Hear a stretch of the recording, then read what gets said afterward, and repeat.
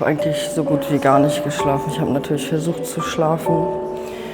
Ja, bin sehr, sehr aufgeregt, sehr aufgewühlt und ihr jetzt gegenüberzutreten.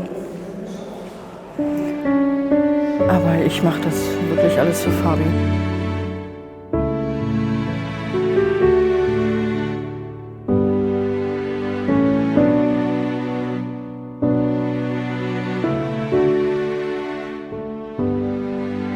Sie ist formal natürlich vorbereitet. Es geht ihr denkbar schlecht. Ich hätte mir mehr Stabilität gewünscht. Die ist aber nicht eingetreten und die war eigentlich bei realistischer Betrachtung auch nicht erwartbar.